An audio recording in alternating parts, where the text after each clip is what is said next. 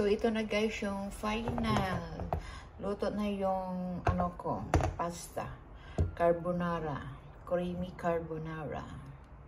Thank you guys for watching. See you next video. So, it's time to cook the sauce.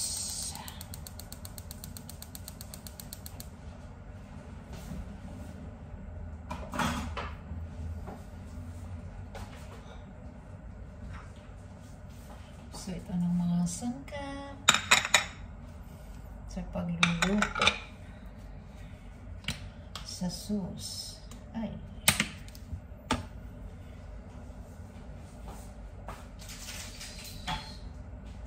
Ito, cream.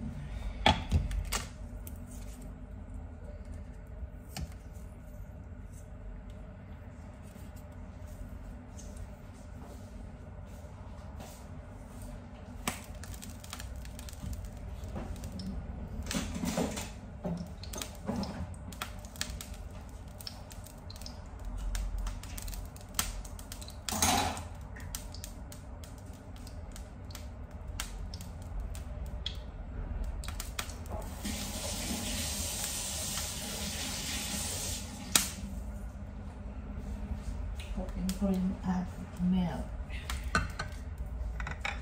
So, unahin na natin yung bawang.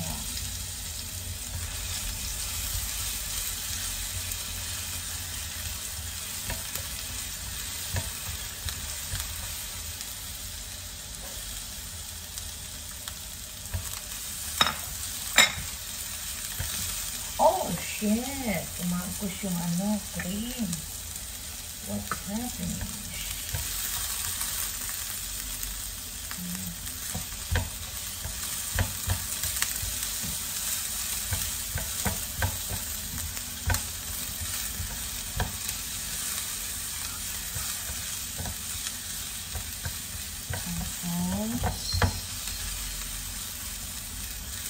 Lumabas niya yung amoy.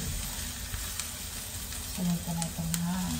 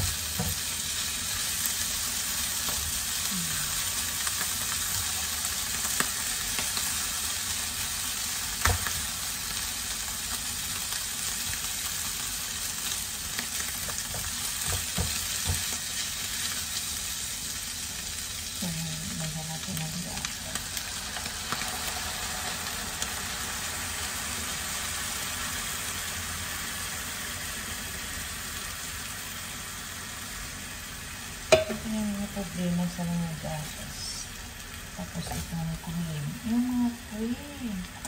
Ay, bakit ang dumi? Ang daming mga cream. Ito pa yung cream.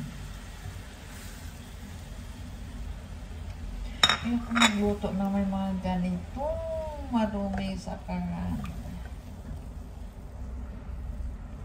Tapos, lagyan na siya natin ng beef cubes. Ay, nakalimutan kong yung corned beef.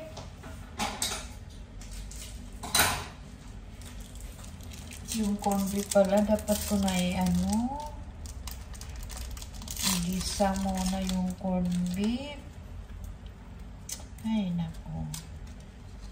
Sige lang. Next time ulit, galingan ko na. Galingan ko na next time.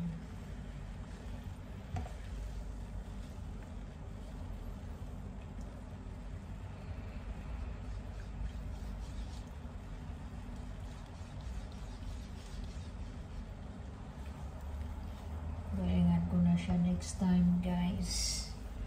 So, yun na.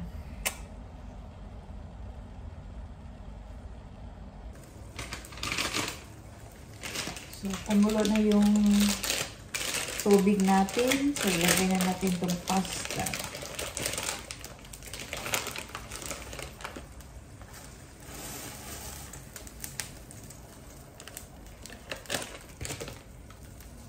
Parang kalahating kilo nga nalaya. Ano, longgo kung ilang ano na lang to. Marami pa naman. Makakain ko to hanggang bukas. Kasi marami. Ako lang naman isa kakain. So, pwede ko pa itong kainin hanggang bukas.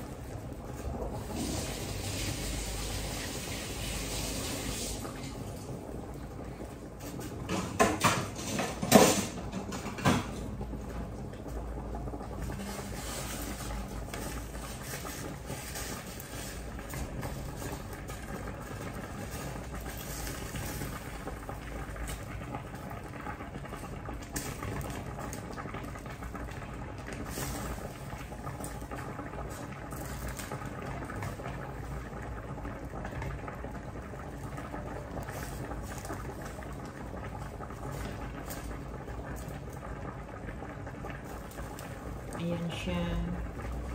Kapuluan na.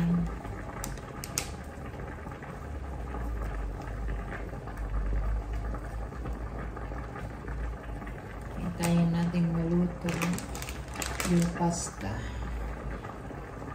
Ito yung mga ingredients ko na dapat kong gamitin sa pagluto ko ng dinner ko na pasta. Ito siya, pasta. Itong pasta, kalahati lang yata to eh, kasi sobra lang to. Tapos ham, ito yung mga ano, sibuyas at saka bawang, tapos yung cubes. Tapos itong cream, maliit lang siya. At saka yung ano pala, yung kailangan ko pala ng gatas. Andun, hindi ko pa nakuha. So, let's cook guys. Samahan nyo ako. Hello guys, good afternoon sa inyo po lahat. Napakalamig ngayon today, pero naka-sleeveless lang ako guys, pero may ano ako. So gusto ko namang magluto ngayon ng ano, dinner ko ng carbonara. So wala akong sibuyas puti, so dito na naman ako sa maliit na sibuyas. Ayan. Umpisahan ko na guys yung paghanda ng mga kakailinanin para sa pagluluto ko ng pasta. So, ano lang, ito lang din. Tapos wala naman akong beef. So, ano na lang. Ang gagawin ko is yung ham lang at saka corned beef ang ilagay ko.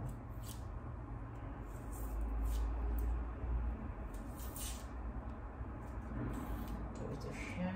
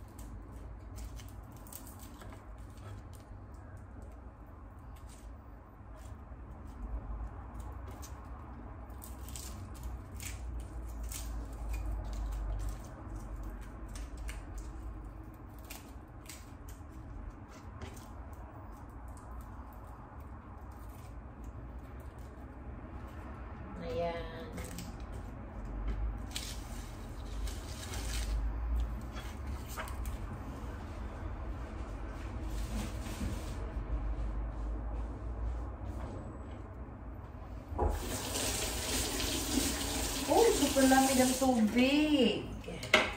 Kulat ako sa weather kasi ano nga eh, mainit na. Tapos ngayon bigla na nang lumamig. Uy, nako.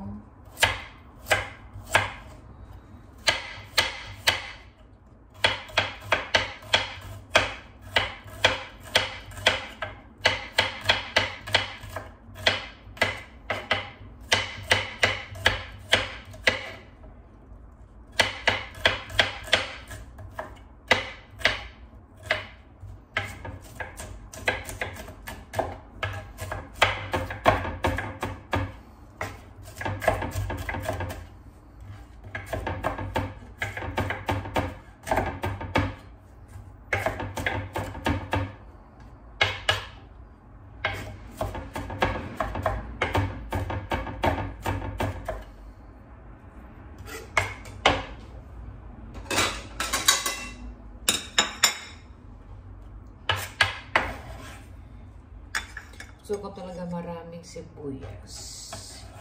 Kahit anong lulutuin ko, gusto ko talaga maraming sibuyas.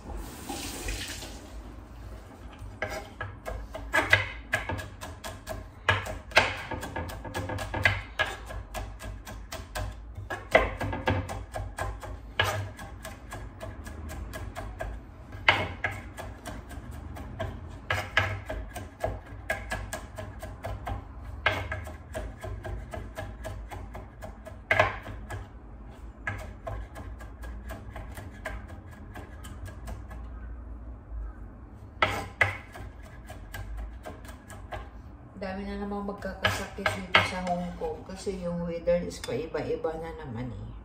Init, tapos bigla na namang lumamig. Tapos ito yung ham. So, hugasan ko muna siya, guys. Para matanggal yung alat niya. Kasi alam niyo naman ito, nakapreserve, diba? Ayan talaga na hugasan. Hugasan talaga yung ham. Katulog, lutuin para matanggal yung alat niya. So, ito na siya.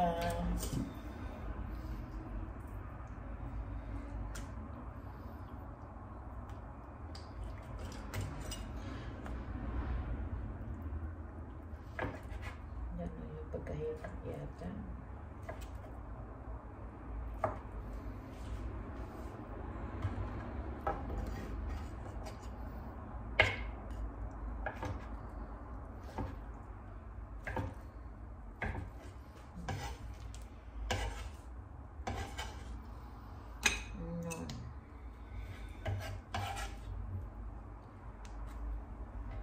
So, ito naman ang mga pangilangin ko na hiwain eh.